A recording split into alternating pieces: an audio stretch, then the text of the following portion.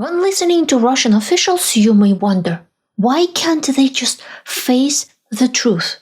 Admit that Russia is losing the war it started in Ukraine, that its economy keeps taking damage from sanctions and the ongoing war, that the fuel shortages are spreading across regions and there's no clean resolution in sight. Instead, they keep convincing everyone that there is no problem at all. The Russian army is advancing, the economy is thriving, and the fuel crisis is temporary. It happened simply because people are buying more, not because Ukrainian drones are knocking out refineries. Why are they doing that? And why an ordinary Russian would likely repeat these lies to you, even though they might not really believe it themselves? I'm Elvira Bary, a writer born in the Soviet Union, and today we will talk about denial of reality as a survival tool. Here's our roadmap. No right to fail. Why admitting mistakes is dangerous in a system built on status. The Soviet display, how the USSR trained people to live between real life and official glory. The War Rewritten, how Russia changed the meaning of the Ukraine war after every failure. The Crisis Dictionary, how censorship turned shortages, explosions, and defeats into harmless words. The Denial Trap, why a state that cannot name reality cannot solve problems. If you'd like to keep getting these kind of insights, please subscribe, like, share, join my think tank, or support through PayPal or Super Thanks, or tap hype points. That is how this channel stays independent to dive deep into things. And if you are listening on Spotify, hit follow so the next episode lands in your feed automatically. Thank you for being here. Let's begin. No right to fail. In Russia, a mistake is often seen as proof that you are weak or stupid. This is true at the top of the state, but it is also true much lower down. Everyone must stand their ground, even when the ground is already moving. This is the first rule of denial. People do not deny reality because they are blind.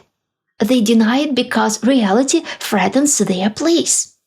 In a democracy, a politician can make a terrible mistake, then lose an election and resign, give interviews about that, and later write a memoir. It may be humiliating, but it is survivable. An autocrat has a different problem. He did not come to power through open competition that he can safely lose. He controls the system through informal bargains with elites. If he admits a major failure, people around him may begin to ask a dangerous question. Why is he still there? So the mistake cannot ever be admitted. The ruler must be right because the whole structure depends on him being right. The same habit repeats in smaller offices. A local official who says there's no fuel risks punishment from above. A hospital director who says we have no medicine admits failure. A commander who says we cannot take this town becomes weak. So the report goes upward in a safer shape, speaking with this kind of language. Everything is under control. There are temporary difficulties. Measures are being taken. That is how reality denial becomes a career skill. You learn what can be said and what cannot. You learn which facts must be softened. You learn that truth is not what happened. Truth is what will not destroy your position. And then something even worse happens. People begin defending their mistakes after reality has already disproved them. A bad decision becomes part of identity. If you admit it was wrong, you are admitting you were not as strong, smart, loyal, or important as you pretended to be. This is why Russian denial feels so stubborn. It is a social reflex. When a system gives people no safe way to be wrong, they learn to make reality wrong instead. The Soviet display. The Soviet Union trained people to live in two worlds. One world was ordinary life, with its shortages and queues. Political jokes were told quietly in kitchens because everyone knew one careless sentence could damage your career or even cost you freedom. The other world was official life. There, the Soviet Union was the world's happiest, freest, and most advanced country. The people held real power. The party was wise and cared for everyone. This state was to become the future for the whole humanity. There is a famous line from a Soviet song. I know no other country where a person breathes so freely. The line is almost unbearable when you place it next to prisons, censorship, and fear. But that contrast is exactly the point. The Soviet system did not always require people to believe every slogan. It required them to perform around the slogan. You could know one truth at home and repeat another truth at work. This created a public habit of double life. At the kitchen table, a person could say, "There's no meat in stores. The boss is an idiot. Everyone steals. Nobody believes the newspaper." At the meeting, the same person could raise a hand and vote for all the decisions sent from above. Soviet elections worked the same way. People voted, but a real political choice was absent. The ballots generally had only one candidate approved by the party. The point was the performance of democracy. This habit did not disappear with the USSR. Modern Russia inherited the need for front windows showing things much better than they actually are. The Sochi Olympics is one prominent example. Russia spared no effort to project its image as modern, strong, respected, and victorious. Then came the doping scandal, investigations, and bans. The official response could not be apologies. That would break the display. So a safer story appeared. They are framing us on purpose, punishing us because we are Russian. The War Rewritten. The war against Ukraine is the clearest example of Russia's second reality. At the beginning, the message was Russia is not starting a real war but conducting a special military operation. Ukraine is weak, its government is legitimate. Russian troops would bring demilitarization and denazification, and the whole thing would be quick, clean, and controlled. Then reality answered. Kiev did not fall. Russian armored columns burned outside the capital.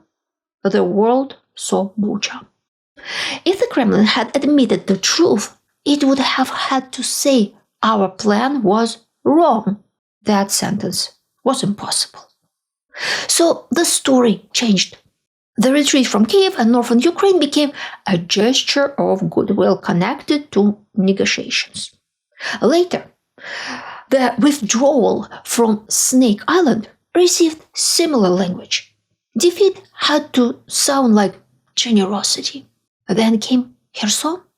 Russia had declared that Kherson was part of Russia forever. Putin had staged annexation ceremonies.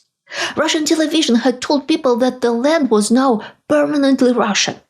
Then, in November 2022, Russian troops left the city. Again, the language softened the blow. It was a military decision, a move to more defensible positions, a regrouping. But if something is forever and then you leave it weeks later, reality is already laughing at the slogan. The enemy also changed. At first, Russia was fighting Ukraine. Then, the real enemy was NATO.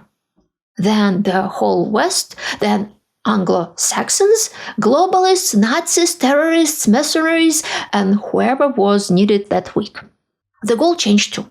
At different moments, the war was about protecting Donbass, preventing NATO expansion, fighting Nazis, defending Russian civilization, or saving humanity from moral decay. Each explanation may contain pieces of the previous one, but the center keeps moving. That movement has a purpose. If the goal stays fixed, failure can be measured. If the goal floats, power never has to admit that it missed. This is how denial protects power. It does not erase the war and its brutal consequences, but it changes what the war is allowed to mean. The Crisis Dictionary. To keep a second reality alive, the state has to control words. This is why Russian censorship renames things.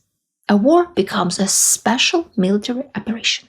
An explosion becomes a clap. A retreat becomes regrouping. A shortage becomes temporary difficulty. Panic buying becomes increased demand. Failure becomes everything is under control. The gasoline crisis shows this pattern clearly. People see lines. Gas stations limit sales or raise prices. In some places, drivers buy canisters because they no longer trust the next pump.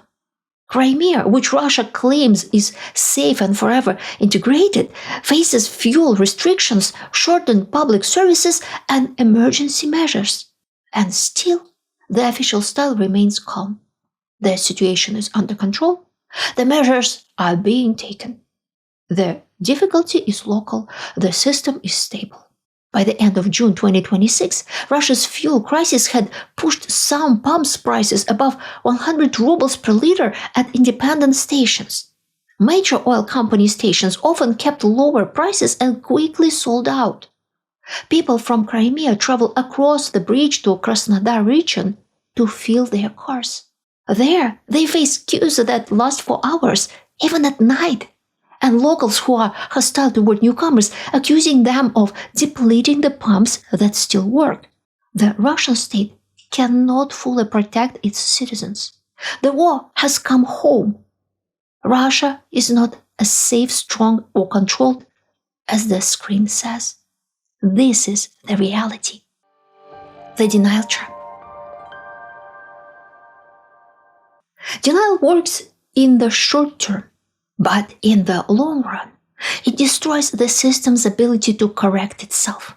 When officials are punished for bad news, they only report the good news upward. Eventually, the ruler receives a picture of the country that has been cleaned of reality. The center makes decisions based on softened facts, delayed facts, or invented facts. This is how a second reality becomes a management failure. Think about Chernobyl. The Soviet state did not cause the reactor explosion intentionally, but after the explosion, secrecy and delay made the disaster worse. People were not told the truth quickly enough. As a result, many suffered radiation exposure that could have been prevented. The state first protected its image, then dealt with humans in the danger zone. That is the denial trap in its purest form. The image of control becomes more important than control itself. Denial also spreads responsibility until nobody holds it. The president did not fail. Enemies sabotaged him. The refinery system did not fail. Fuel demand increased. The citizen did not suffer because of state policy. He suffered because hostile forces wanted to destabilize the country. Every explanation points outward. That is comforting, but also fatal. A person can survive one bad decision if he admits it, changes course, and pays the cost early. A state can survive failures too, but a state that cannot admit failure keeps investing more resources in its failure. Before you go, I want to ask you something. Have you ever faced a system, such as a school, a community, or a workplace, where everyone publicly repeated one thing while privately knowing another? What was the first moment when that official reality cracked for you? Please tell me in the comments section. If this video told you something new, please like, subscribe, and share it with one person who is curious about Russia. And if you want to keep this channel independent, you can join the think tank, leave a super thanks, support via PayPal, or tap high points to help this episode travel further. And for those listening on Spotify, hit follow so the next episode lands in your feed automatically. Thank you for watching. See you in the next one.